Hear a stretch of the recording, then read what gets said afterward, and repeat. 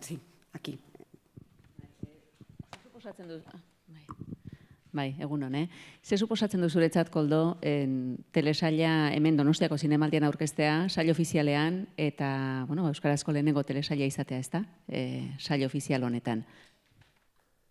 Bueno, lehenik eta behin, ilusio handia, ez jakin izan genunean, ilusio handia egin zigun, berez, naiz eta guk edo modu zinematografiko batean lan egin, ez, eta helburua beti hori izan, zine pantailara edo telebistara begira izango den, pentsatu gabe, bueno, lan hau bideratua zegoen, pantaila txikirako, eta orduan, pantaila handian ikusi ahal izateak, niri poz berezia ematen dit, batez ere, bai lantalde artistiko eta lantalde teknikoaren lanaren, ez dakit, errekonozimendu moduko bat badelako, ez?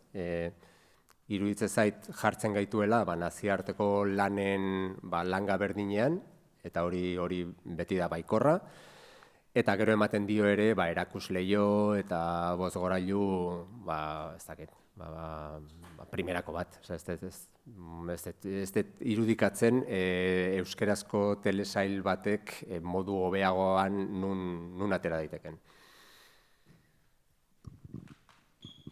Kaixo, bueno, lehenik eta behin zorionak, telesailagatik. Galdera orokorrean 4 aktorentzat. Egia da Josean, Nagore eta Sara errepikatzaileak diala, Miren izan da fitxaketa berria. Egia da 2 telesailak, independentea diala, baina pertsonaia guztien arku dramatikoa nolabait jarraitzen du, ez?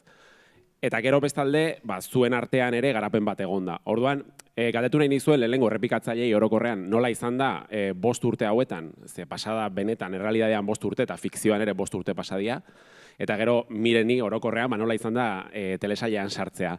Eta gero ja konkretuki zentratu nahiko nuke ere Sara Kozar eta Nagore Aranburu, Carmen eta Nerea Gartziaren erlazio horretan. Nola izan da, ze usted, badela sorpresetako bat, nik usted Carmenek egiten duen aportazioa eta ekartzen dion kolorea Nerea Gartziaren pertsonaiari, orduan, igual galdera oso orokorra da, baina orokorrean aktoren lanari buruz galdetu nahi nizuke. Lehenengo gauza, nire pertsonai kutxunenetako badala egin izan dedana eta orduan errepikatzeko posibilidade egon zanean, gogo handiz hartu nun, berriro Nerea Gartziaren abentura batean sartzea. Eta pertsonaia, nik uste evoluzionatu egin dula, historiak bezala beste toki batea eraman dugu, eta egun hauetan egia esaten, baino ondarrauaken Nerea atzerritar bat zan, Euskal Herriko herri txiki baten, eta oso zentratua ginen bere lan egiteko moduan eta kasuan, ezta? Eta hemen berriz, telesaila hasten da, Nerea etxean dagola eta kanpoa etortzen zaio bere bila, ez da? Eta orduan horrek ematen digu aukera Nerea intimidadean ezautzeko. Eta pixkagiago sakontzeko bere zintasunetan eta bere bizitzan nola dan. Nik uste hori aportatu diogula bigarrengo hontan pertsonaia hazi eginda, eta hori erlazioak baita hazi egin dira, Carmenena hor dago, baino familiako aizpa agertzen zaio ere momentu batean, eta horre nahiko komplikatzen dio bizitza gure exertzainari. Nik ere, Nagorek bezala, asko maite dut Carmenen pertsonaia. Beti esaten dut, nire uste dut kutxunena da, igual, enditudanen artean, niretzat ere erronka bat suposatzen dulako leku askotatik, hasteko euskalkiagatik, ez? Nire euskalkitik oso urrun dagoela, eta horrek suposatzen dulako erronka bat. Baita ere uste dudalako Carmen igandik oso urrun dagoela zentzu askotan, izaeran, hitzaiteko moduan, erritmoan, pausan, eta orduan pertsonei badagor eraikia. Eta lehenengo Ondarroatik Zeruakerako saltuan, nik uste dut Ondarroaken Carmenen zauria askoz presenteago dagoela, ez? Carmenek semea galtzen du, seme bakarra galtzen du, 5 urteko semea galtzen du, istripu batean. Zauri sakona da hori eta iluna, eta iluntasun horretan bizi da bera Ondarroaken. Zeruaken argi izpi bat ikusi du. Hortik ateratzeko modu bat, edo behintzet argi izpi bat. Bide hori egiten ari dela, topatzen da berriro Nerearekin, Nereak deitzen diolako. Eta, ibilbide hori komplikatu iten da pixka bat, spoilerrik egin gabe. Baina, bueno, gozada bada pertsona hau egitea eta, bueno, telesail osoa. Nahi beldura lan ditu, errepikatu egin dezue, digo, bai, igual aurrekoan kale ingenulako, edo, igual. Lehenik eta behin, ez dakizen zan galdera, baina, bueno, lehenik eta behin, hori, eskerrak eman, bai, Koldori eta bai txintxuari, nire personaia gainera ikustet beste garapen bat izan duela, asko ze konplexoagoa da beste honetan, iskin eta desberdina dauzka, eta, bueno, lehenengoan gozada bat izan bazan, honetan bi gozada, ez dakiti hirugarren bat izango deun, edo euskalo. Eta, bueno, hau guztiekin indan egon, zerua hoaken, ondara hoaken, eta gero hemen arreba etorri zaigu, arreba daia, kasi. Zerua hoak egitera eta, bueno, ezin hobeto ingurututa egon. Nire partetik, nik ondarrabak ikusi nunean, sentitu nuen alako oxigenazio bat, esaten, Euskal Herrian olakoak inditzakegu, ez? Eta, bai, oxigeno izan zen, eta ez dakit, aktore taldea dana, ez? Estetika, espazio sonoroa, argiztapena, koloreak, eta zan amets bat, netzako ni desiatzen egon. Eta Koldok santzianean olako motorista marabillosa bat iteko aukeranak alasan markatu, osea, barrenean jo. Eta izan da zoragarri, bai. Koldo, zerua hoken gidoia Arkaitzkan horekin sinatu dezu? Nola sortu zen kolaborazio hau eta nola egin dezute lan elkarrekin? Bai, bueno, nik Arkaitz aspaldian nik ezagutzen dut, beste gauzatxo batzuk ere eginak genituen, eta, bueno, somatzen nuen beharra, beste begi, beste esku batzuena, iruditzen zaidalako hori, askotan norberaren utxuneak betetzen dituela edo ikusten dituela parean daukan norbaitek, ez? Orduan Arkaitzekin oso horraz izan da. Berez oso gizon langilea da, eta horrek asko errazten ditu gauzak, askotan aurre ere hartzen dizulako eta tira ere egiten dizulako, ez? Gauzak aurrera eramateko. Eta gero nik nabarmenduko nukena da, nik uste, biok nahiko eskuzabal jokatu dugula bestearen ideia honekin. Beti izan dugu jomugan alik eta gidoi honena idaztea, orduan inork ez ditu inpusatu bere ideiak edo batzutan ez, norberak idazte ditu gauz batzuk eta iruditzen zaizkio brillanteak, eta parean norbait dagonean eta hain brillanteak ez direla esaten dizunean,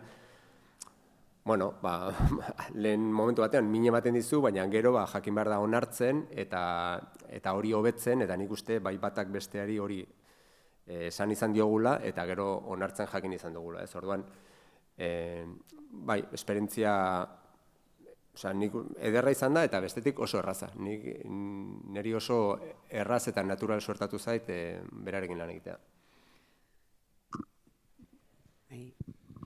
Kaixo, beira, sakondu nahiko nuke Nerea eta Carmenen arteko harremanean, aldiontan urrats bat aurrera egin du, aurreko segizio honetan, baina ez alda pixkat motx gelditu, ala nahi daizu beste emanaldi baterako utzi. Bien arteko harreman hori. Bueno, motxa baina intensoa bada, askotan igual hobea izaten da, ez? Telesailak berak badu formatu berezi bat, 4 kapitulukoak izaten dira, ez? Normalki luzeagoak izaten dira, gauzak garatzeko denbora gehiago izaten da. Neri, ez dakit, horrela gustatzen zait.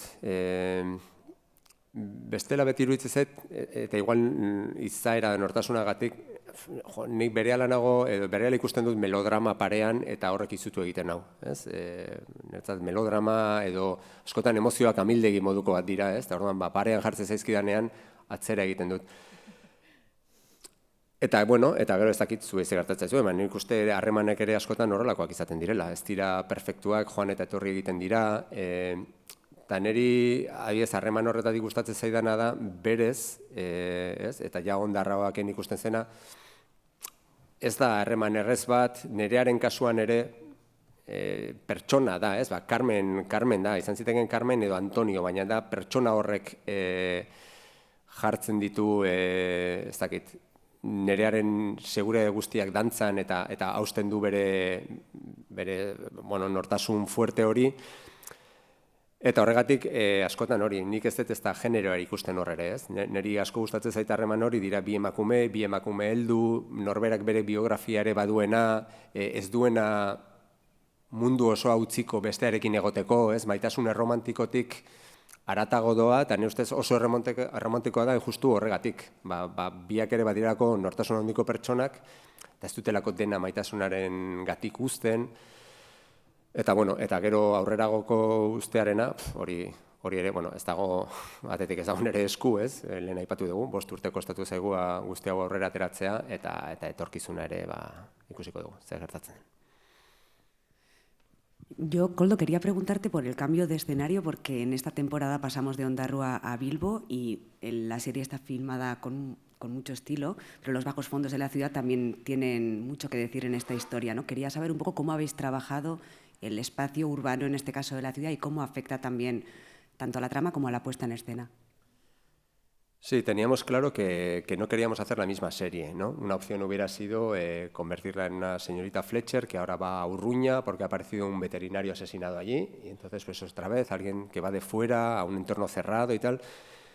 Y también tenía claro que quería basar más la historia ya en los personajes, ya los conocemos, y a mí el género que me gusta es el que utiliza un poco el delito como excusa para hablar de otras cosas, ¿no? Y yo creo que esta vez, pues hablando de personajes, hay veces que la trama ni siquiera te importa lo que decíamos, qué les pasa a Carmen, qué le pasa a Laura, qué le pasa a Nerea.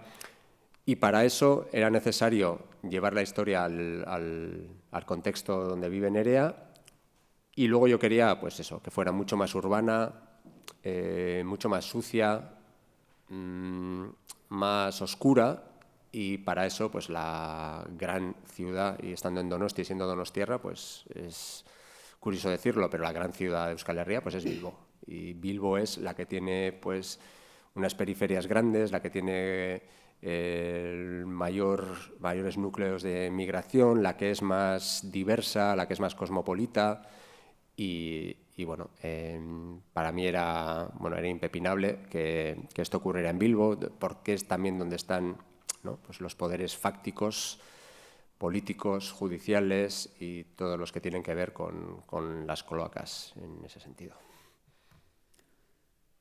Bai, hemen bigarren. Bai, beste galdera bat ingo izuet. Ondarraoak berak bazuen zentzua izenburuak lehenengo zatian, zeru ahoakek? Bueno, pixka bat izenburuarekin jokatu izan dugu, serie bera ez dela, baina aurrekoaren segida ere izan dezakela, ez? Edo segida bat dela nabarmentzeko, eta orduan ahoak hori mantendu dugu, ez? Kasu honetan ere, badagolako, estolden asuntoa, ahoetatik etortzen zaizkigun gauzak, ahoakek daukan ere zentzu bikoitz hori, ez? Ahoa gazterazko filo edo ertza ere badauka, ez? Pistolaren ahoa, labanaren ahoa, hortik. Eta zeruarena justu aurrekoaren kontrako egin nahi genuelako, ez? Ondarraoaken asko dago zerutik lurrera begiratzen duten eta itsasora begiratzen dituzten irudiak, honetan asko dago, hain zuzen, estoldetatik gora egiten dutenak, ez? Orduan, begirada edo kamera, eta hori ere, realizazioan eta planteamenduan asko dago horrela, ez? Gustatuko litzateke, modu subliminal batean, hori jendeari iristea, betik gorako irudi gehiago dago, zeru asko dago, eraikuntzen artean ere zerua ikusten dugu. Bueno, pixka bat, plantamendu horretan gauzak aldatu eta serie berdina ez egitearen nahi horretan, ikuspuntu hori aldatu dugu, eta zeru izan da, ere ez dago bestelako metafora izugarririk, baina horrela geratu zen. Nik aprobetxatu nahiko nuke generoari eta erreferentei buruz galetzeko, ze ja Ondarraoakekin jarri zen eusko nuar etiketa hori edo nuar nordikotikan inspiratua ote omen zegoen, eta galetu nahi nizuen pixka bat zeintzuk diren zeru ahoaken erreferente horiek, eta baitare eaztu genero ikuspegi horretan eroso sentitzen zeran, edo etiketa horretan eroso sentitzen zeran, ez? Ni genero irakurlea naiz batez ere. Ikuslea ere, gustatzen zaizkit, genero seriak eta, baina esango nuke gehiago literatura beltzak akonpainatu nahuela, ez? Eta generoak aipatu bezala ahalbideratzen dizu beste hainbat gauzetaz hitz egiteko, beti ere entretenitu eta divertigarri suertatuaz, ez? Aukerak ematen dizkizu, entretenitzeko eta aldi berean gauzetaz hitz egiteko. Naiz ere aditu bat, niri genera gustatzen zaizkit beste 1000 gauza, eta gustatuko litzaidake pentsatzea ere, genero hori aitzaki hartuta, norberaren pintzeladak ere ematen ikasi edo asmatu dugula, ez? Eta erreferenteak, asko daude, aldagarriak dira, nik adibidez, Ondarraoaken badira hor, edo baziren solasaldi batzuk, arrantzale senegalesak, Wolofen eta Wolofez, eta nereak euskeraz hitz egiten zuenean, eta bata besteari hitz egiten zioten, bakoitzak bere txapa sartuaz, eta adibidez, Jarmusen Ghost Dogetik ateratako ideia bat da. Kasu honetan, badira nik uste momentu lintxianoak, badira momentu kaurismakiarrak, gero badago Ondarraoak igual eskandinaviarragoa edo bazen, azken urteetan gehiago ikusi dut adibidez, generoa ingelesa, angloa, ez? Eta gustatzen zaizkit angloek dituzten etxe zikin horiek, ez? Sofa gainean, arropa saski batean, konketa, platerez beteta, inork ez ditulako garbitu, eta pixkat horretara ere eramaten saiatu gera, orduan ez dago referente zuzen bat, baina badira mordo bat, azkenean asmatu ere, ez dugulako ezer asmatzen, ez? Horretaz elikatzen garelako beti. En la calle Santa María 9 de Rentería te esperan siempre las puertas abiertas de Cornelio Echea. Cornelio Echea, gran variedad de comidas preparadas para llevar, todo hecho en casa. Con mimo, cocina tradicional, la de toda la vida, con el cariño que te mereces. Además, pasta fresca casera, deliciosa. Visítanos en Rentería, calle Santa María 9, teléfono 943 52 63 94. Altza eta Urumea euskaltegiak, Altzan eta Donostiako zentruan, todos los niveles y amplio horario. Te ayudamos a preparar los exámenes oficiales de euskera. Llámanos al 943 40 03 16 o visítanos en nuestra web urumeaeuskaltegia.com. Altza eta Urumea euskaltegiak, ikasi gurekin. Deca, comercial de decoración. Cambiamos el suelo de tu domicilio, oficina, negocio y castola. Y lo hacemos sin obras. Entre 24 y 48 horas. Tu suelo nuevo y sin obras.